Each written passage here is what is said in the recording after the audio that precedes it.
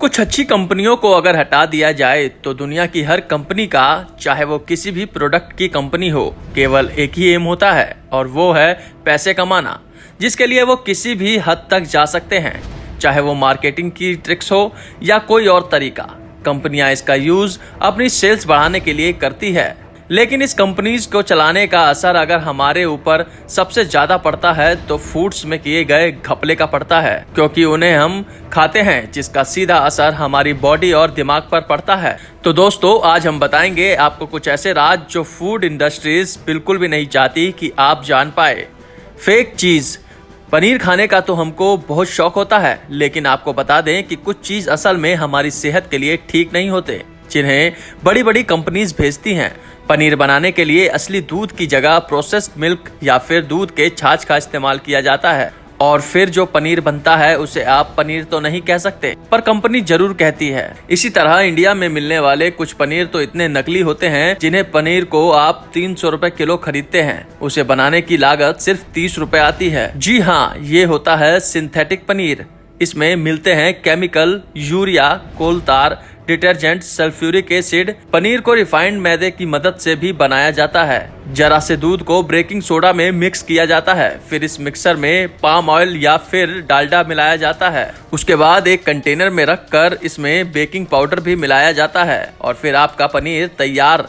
इन नकली प्रोडक्ट को बनाने वाले लोगों को आपकी जान की बिल्कुल भी परवाह नहीं है, वो आपको कुछ भी खिला सकते हैं। Hiding sugar. आजकल तो हर कोई ये जानता है कि जितना हो सके हमें उतना शुगर से बचना चाहिए, और जो ये जानता है और वो शुगर से बचने की कोशिश भी करता है, लेकिन नतीजा ये निकलता है कि वो शुगर खाने से बच नहीं पाता, क्योंकि कंपनीज अपने प्रोडक्ट्स में इस्तेमाल किए गए शुगर को छुपाती है। आपको लगता है कि आपने शुगर को अवॉइड किया है, मगर ऐसा होता नहीं है। अगर आप हेल्दी लाइफ जीना चाहते हैं तो शुगर कम से कम ही खाएं, क्योंकि एक स्टडी के मुताबिक आजकल हम जितनी शुगर 8 दिन में खाते हैं, उतनी शुगर साल 1700 के समय लोग एक साल में खाते थे, क्योंकि उस वक्त शुगर का इतना प्रोडक्शन नहीं होता था। शायद यही वजह है कि अब डायबिटीज लोगों में एक आम बीमारी बन चुकी है। Antibiotics into meat. आप वेजिटेरियन हो या फिर नॉन वेजिटेरियन, आपको मालूम होना चाहिए कि दुनिया में जितनी भी दवाइयां बनती है, यानी कि एंटीबायोटिक, साल 2012 की एक रिपोर्ट के मुताबिक ये दवाइयां इंसान कम ही खाते हैं।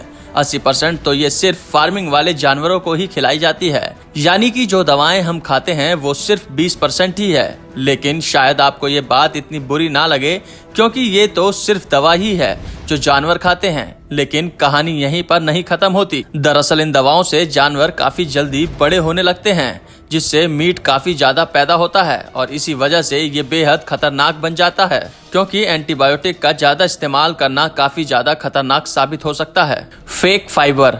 आजकल आपके डॉक्टर या फिर जिम ट्रेनर ने अपनी डाइट में फाइबर ऐड करने के लिए कहा होगा, क्योंकि ये आपके डाइजेस्टिव सिस्टम और आपकी पूरी बॉडी के लिए अच्छा होता है। पर प्रॉब्लम ये है कि अक्सर फाइबर लेने के बावजूद भी आपकी हेल्थ ठीक नहीं होती, क्योंकि आपको कुछ कंपनियां फेक फाइबर दे रही है। आजकल जब लोग ज्यादा हेल्थ कॉन्शियस होने लगे हैं, तो फूड कंपनियों को इस मौके पर अच्छी कमाई करने की सूझी, इसलिए बहुत से प्रोडक्ट्स में ये कंपनियां ये जरूर लिखती है कि इनमें हाई फाइबर मौजूद है, पर असल में वे आपको बेवकूफ बना रही होती है। उन प्रोडक्ट्स में फेक सिंथेटिक फाइबर होता है। श्रिम्प्स यानी कि झींगा मछली, इसे दुनिया के सबसे पॉपुलर सी फूड में से एक माना जाता है, और अगर आप भी इन्हें खाते हैं तो जरा सावधान हो जाइए, क्योंकि ये बहुत गंदे हो सकते हैं। दुनिया भर में बिकने वाले ज्यादातर झींगा मछली को थाईलैंड और इंडोनेशिया से मंगवाया जाता है। इन्हें एक तरह के गंदे तालाबों में पाला जाता है और इनमें बहुत सारी एंटीबायोटिक्स भी डाली जाती है, साथ ही और भी दवाएं डाली जाती हैं। इनमें पेस्टिसाइड भी डाले जाते हैं, जो कि हमारे लिए बहुत ही खतरनाक है। ये तालाब इतने ज्यादा गंदे होते हैं कि कुछ झींगा मछलियों की तो इसी वजह से तालाब में ही मौत हो जाती है।